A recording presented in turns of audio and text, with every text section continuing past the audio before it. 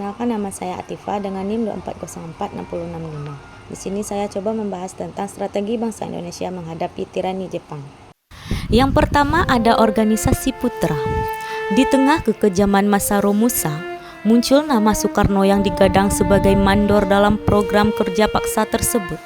Kala itu, Jepang mendirikan organisasi putra atau pusat tenaga kerja pada tahun 1945 yang diketuai oleh Soekarno dan dibantu oleh rekan-rekannya Hatta, Ki Hajar Dewantara, dan Ki Haji Mas Mansur.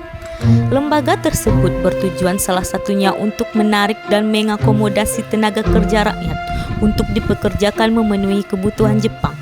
Soekarno mengakui kebenaran tuduhan ini. Ia juga menyatakan pengakuan penyesalannya karena langkah keliru yang ia ambil. Namun ia juga tidak bisa membuat apa-apa itu kecuali menurut Jepang guna mencapai kemerdekaan tanpa pertumpahan darah. Organisasi selanjutnya adalah BPUPKI, Badan Penyelidik Usaha-Usaha Persiapan Kemerdekaan Indonesia atau BPUPKI dibentuk oleh Jepang pada tanggal 29 April 1945. Pembentukan BPUPKI adalah bagian dari janji kemerdekaan yang diberikan oleh Jepang kepada Indonesia yang bertujuan untuk mempersiapkan segala hal yang diperlukan untuk pembentukan negara Indonesia merdeka.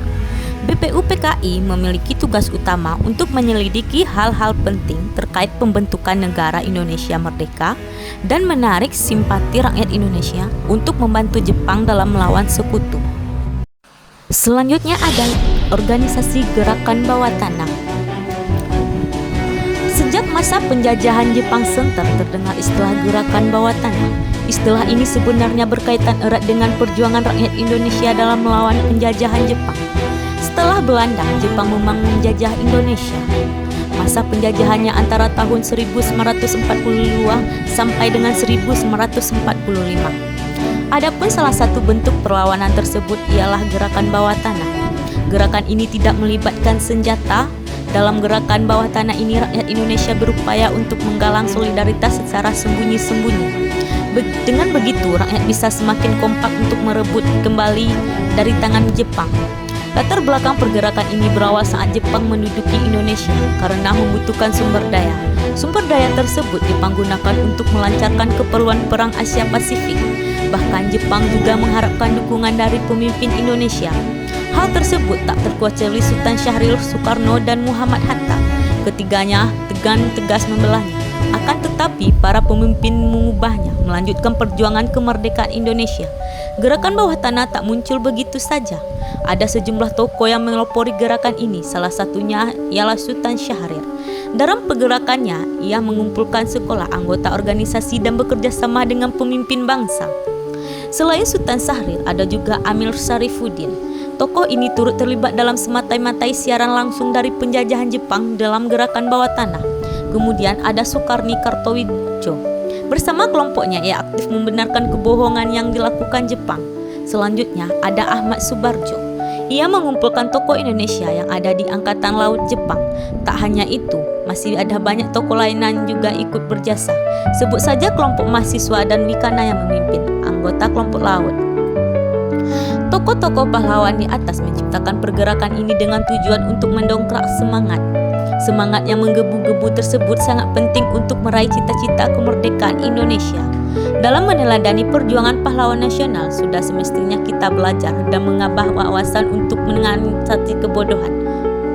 Selanjutnya ada peristiwa Chot Plieng, Perang Aceh melawan Jepang pada Perang Dunia II dipimpin oleh Tengku Abdul Jalil, seorang tokoh agama dan pemimpin daya Chot Plieng.